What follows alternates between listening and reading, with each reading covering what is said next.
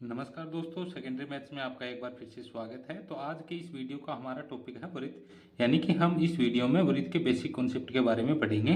तो सबसे पहले हम वृत्त की परिभाषा पढ़ लेते हैं कि समतल में स्थित किसी बिंदु का बिंदुपथ जिसकी किसी निश्चित बिंदु से दूरी अचर रहती है।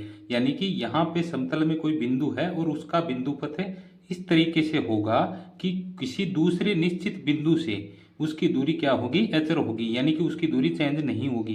यानी यहाँ से लेके यहाँ तक की जो दूरी है वही दूरी से ये बिंदुपथ है वो बनेगा। ठीक है, तो इस आकृति को हम क्या कहेंगे, वृत्त कहेंगे। यानी कि इस परिभाषा की मदद से हम वृत्त की पहचान कर सकते हैं। तो आगे वृत्त की जो दो टॉपिक है, मेन टॉपिक है, वो समझ लेते हैं। एक नंबर तो है त्रिज्या, यानी कि वृत्त की त्रिज्या कौन सी होती है। तो यहाँ पे वृत्त के केंद्र बिंदु से परिधि तक की जो दूरी होती है उसे हम क्या कह सकते हैं, त्रिज्या कह सकते हैं। यानी कि ये जो बिंदु है, केंद्र बिंदु O, यहाँ से लेके P बिंदु तक की दूरी, यानी कि वृत्त के केंद्र बिंदु से परिधि पर कोई स्थित कोई बिंदु है तो उनके बीच की जो दूरी है वो क्या होगी, त्रिज्या होगी। और ये एक सीधी रेखा में होती है। तो त्रिज्या का मान यहाँ पे क्या हो जाएगा, O से P तक की दूरी। तो यहाँ पे क्या लिखेंगे, जो OP है वो क्या हो जाएगी, त्रिज्या हो जाएगी। और त्रिज्या को हम r से लिखते हैं, तो यहाँ पे क्या लिख देंगे, r लिख देंगे। आगे 2 नंबर पॉइंट है व्यास। तो व्यास किसे कहते हैं, तो परिधि पर स्थित दो बिंदुओं को मिलाने वाली सीधी रेखा जो केंद्र से गुजरती है।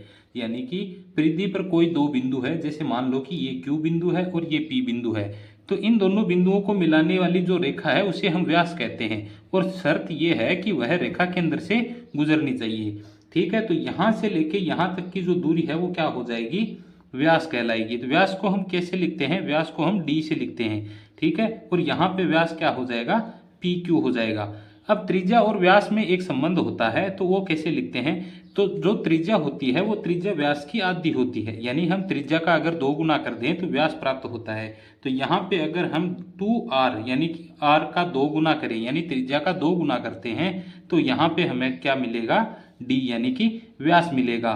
तो इस प्रकार से त्रिज्या और व्यास में एक संबंध स्थापित कर सकते हैं। इसका मतलब ये होता है कि अगर हम त्रिज्या को 2 गुना करते हैं तो व्यास का मान प्राप्त होता है। ठीक है, तो आगे हम चलते हैं, वृत्त के क्षेत्रफल और परिधि का मान कैसे निकालते हैं और उनका सूत्र क्या होता है।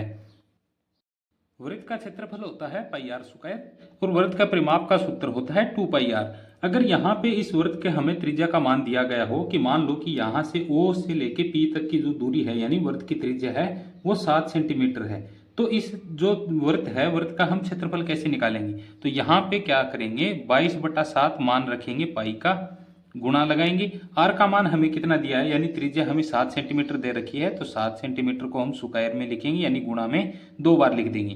तो यहाँ से ये कैंसिल हो जाएगा, तो यहाँ पे क्या बचेगा, फिर 22 गुणा में 7 हो जाएगा, और 22 गुणा 7 कितने हो जाएंगे, 154 और सेंटीमीटर स्क्वायर। यानी 154 सेंटीमीटर स्क्वायर ये किसका क्षेत्रफल है, वृत्त का क्षेत्रफल है। अगर हमें वृत्त का परिमाप निकालना हो तो यहाँ पे मान रखेंगे 2 गुणा में 22/7, और r का मान हमें कितना दिया है, 7 सेंटीमीटर, तो यहाँ पे r की जगह 7 लिख देंगे। तो ये 7 से 7 हो जाएगा कैंसिल, और 22 को 2 से गुणा कर देंगे तो कितना आ जाएगा, 44 सेंटीमीटर आ जाएगा। यानी ये तो हो गया वृत्त का परिमाप और ये हो गया वृत्त का क्षेत्रफल। इस तरीके से हम वृत्त का क्षेत्रफल और परिमाप निकाल सकते हैं। तो आई होप ये वृत्त का जो कॉन्सेप्ट मैंने आपको समझाया वो समझ में आ गया होगा। तो अगले वीडियो में मिलेंगे नए टॉपिक के साथ। धन्यवाद।